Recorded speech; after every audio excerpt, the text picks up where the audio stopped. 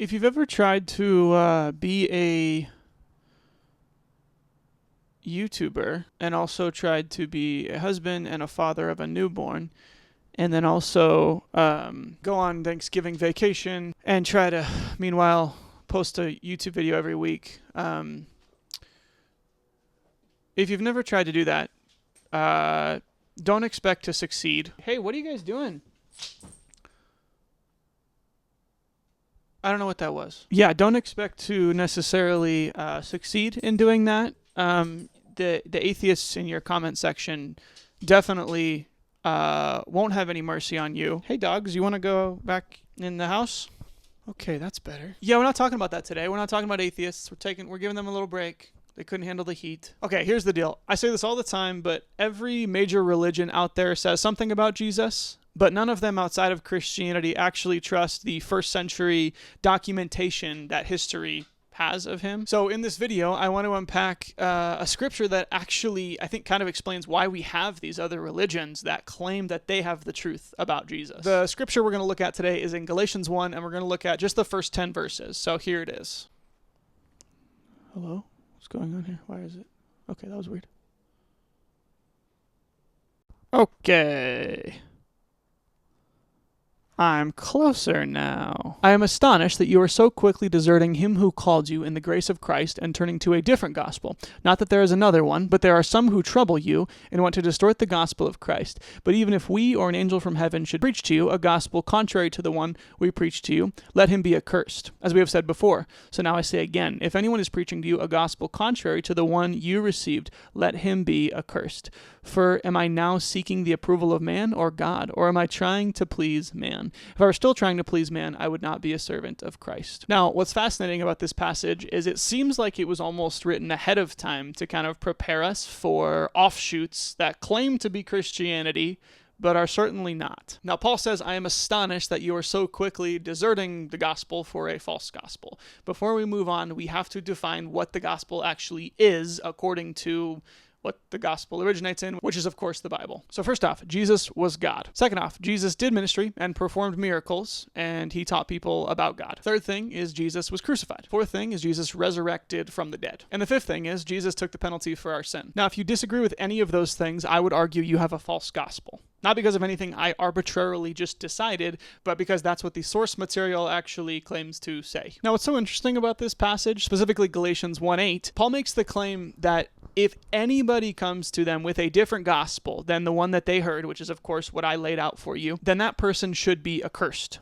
Like, no questions asked, nothing. He even says if he himself claims a different gospel, or if his fellow apostles claim a different gospel, that person should be accursed. So just imagine for a second, like if I told you, don't believe anything I say in this YouTube video if it's any different from the original YouTube video. Like even me, the one who's posting it, if I say, oh, that video back there, I actually need to make a few tweaks on it. No, don't even trust me because I've probably been compromised in some way. That's kind of what Paul is saying here, which is kind of a crazy thing to say. It shows that this is obviously trustworthy because it shows that Paul believed the message that he was writing about and that the other apostles affirmed his message, because he even says if the other apostles, if any of the apostles actually claim a different message or claim to have a different message, do not listen, that person is accursed. Now, if you kind of see where I'm going with this, let me know down in the comments below what you think so far, and be sure and leave me a like just so I know you're still watching. YouTube knows you're still watching. It helps out the channel. Now, with that in mind, all of that I just said, let's go ahead and take a look at the religion that claims to be the one true church. Now, even though Latter-day Saint theology is extremely similar, at least in some ways, to traditional Christian theology, the stark difference in their theology and ours is Jesus himself. Now, he looks very similar, but the Jesus that Mormons, or Latter-day Saints, whatever you want to call them, promote is actually a different person in terms of identity to our Jesus. Okay, hello everyone. I had to interject real fast here. I'm sorry that the mic quality is significantly less good, and kind of replace a section that I had of the video. The part that I'm replacing is I had a quote that I read in the video. It wasn't necessarily unrelated to the argument I was trying to make, but I didn't feel like it served the argument that I'm trying to make against the Mormon version of Jesus very well. So I'm going to take this time here to read a different quote that I think is maybe a little bit more helpful for the argument that I'm trying to bring home. So full transparency here, I didn't have a very good quote before. I'm replacing it with a better quote. So if you go to the actual Church of Jesus Christ of Latter-day Saints website, this is a quote you can find, and this is a description of what they call the Godhead. The Godhead in the Mormon theology is their version of the Trinity. They don't subscribe to the Trinity, which right away should concern you, because the Trinity is kind of the framework that we use to understand who Jesus is. So if you don't have the Trinity, or at the very least, if you don't call it the Trinity, there should be some red flags. Now, I'm not saying you have to call it the Trinity. You definitely don't. And I think that's what a lot of Mormons probably would say, that they are Christian, that they're like, well, we just call it something different. And if that was really true, then that's fine. I don't care if you call it the Godhead, but let's look at how they actually describe it according to their own website. The Latter-day Saints view the members of the Godhead in a manner that corresponds in a number of ways with the views of others in the Christian world, but with significant differences. Latter-day Saints pray to God the Father in the name of Jesus Christ. They acknowledge the Father as the ultimate object of their worship, the Son as the Lord and Redeemer, and the Holy Spirit as the messenger and revealer of the Father and Son. But where Latter-day Saints differ from other Christian religions is in their belief that God and Jesus Christ are glorified in physical beings and that each member of the Godhead is a separate being. The true doctrine of the Godhead was lost in the apostasy that followed the Savior's mortal ministry and deaths of his apostles. This doctrine began to be restored when 14-year-old Joseph Smith received his first vision. From the prophet's account of the first vision and from the other teachings, we know that the members of the Godhead are three separate beings. The Father and the Son have tangible bodies of flesh and bones, and the Holy Ghost is a personage of the Spirit. So I hope you saw in that second paragraph the massive problem that we face when we look at Mormon theology as it relates to Jesus. Jesus makes it very clear, I and the Father are one.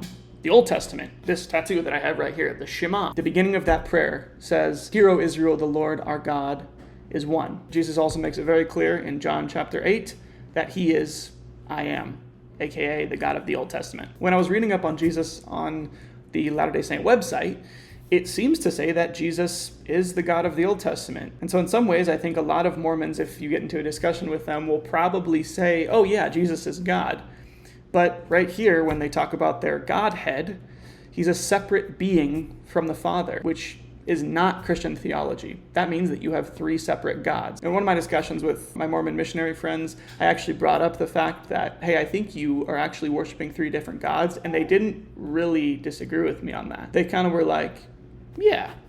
And I was like, huh. In the rest of the video, just because I recorded it like a week ago, you'll probably hear me more referring to Jesus instead of like the triune God, but it kind of serves the argument in the same way as far as I'm concerned. So I apologize for the lack of quality in this specific section of the video. Take it away, old Tabor. Now beyond Jesus, what's even more fascinating about the LDS tradition is how they got their gospel.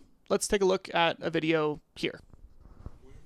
The 17th verse of the first section of the Doctrine and Covenants reads, Wherefore I, the Lord, knowing the calamity which should come upon the inhabitants of the earth, called upon my servant Joseph Smith, Jr., and spake unto him from heaven. It was on the morning of a beautiful, clear day early in the spring of 1820. After I had retired to the place where I had previously designed to go, having looked around me and finding myself alone, I kneeled down and began to offer up the desires of my heart to God. I had scarcely done so when immediately I was seized upon by some power which entirely overcame me and had such an astonishing influence over me as to bind my tongue so that I could not speak. And it seemed to me, for a time, as if I were doomed to sudden destruction. But exerting all my powers to call upon God to deliver me, and at that very moment, when I was ready to abandon myself to destruction, I saw a pillar of light, exactly over my head above the brightness of the sun, which descended gradually until it fell upon me. When the light rested upon me, I saw two personages, whose brightness and glory defy all description, standing above me in the air. One of them spake unto me, calling me by name, and said, pointing to the other, This is my beloved Son. Hear him My object in going to inquire of the Lord was to know which of all the sects was right, that I might know which to join. I was answered that I must join none of them. And many other things did he say unto me.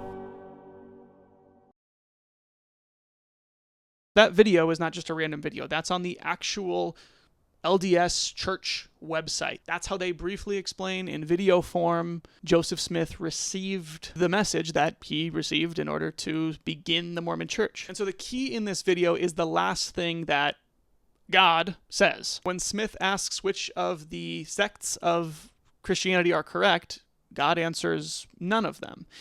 AKA, the gospel that you have, Joseph Smith, is false, so listen to me instead. Here are some direct quotes from Joseph Smith about receiving his revelation. I translated the Book of Mormon from hieroglyphics, in which wonderful event I stood alone, an unlearned youth, to combat the worldly wisdom and multiplied ignorance of 18 centuries, with a new revelation, which, if they would receive the everlasting gospel, would open the eyes of more than 800 millions of people, and make plain the old paths, wherein if a man walk in all the ordinances of God, blameless he shall inherit eternal life. The Book of Mormon is a record of the forefathers of our western tribes of Indians, having been found through the ministration of a holy angel and translated into our own language by the gift and power of God, after having been hid up in the earth for the last 1400 years, containing the word of God, which was delivered unto them. Now, what this really comes down to is the actual content of the message that Joseph Smith received. Let's hypothetically say, like the Mormons will, that the gospel that Joseph Smith received matches perfectly with the true gospel that we have. I think we as Christians would potentially consider Mormonism good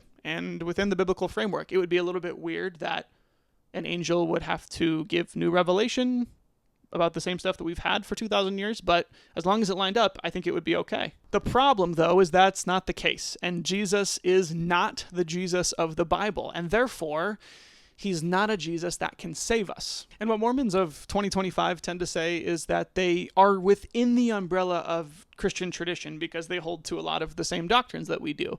And while that is kind of true, I mean, they have a lot of differences, but while they have some of the truth that we do, if they start with a Jesus that can't save, it doesn't matter what else their religion says. It's false. It's not true. Now, let me offer up an analogy that I've actually used in conversations with Mormons. I have a sister. If I were to ask you what makes my sister, you would tell me my parents. Now, if some other woman approaches me who maybe kind of looks like my sister and maybe can rattle off some information about my sister that's similar, but does not know who my parents are, or at least can't tell me who my parents are, I know for a fact that that woman is not my sister. She may look identical. Like I said, she may be able to rattle off some similar details. But if her parents are not my parents, that means she's not my sister. In the same way, if we have an entire group of millions of people claiming they're Christians, but they can't answer who Jesus is in the same way that we do, they're not Christians. All that to say, I am not here to bash Mormons, and if you're a Mormon watching this, I'm not here to come after you. I do want to come after your prophet, though,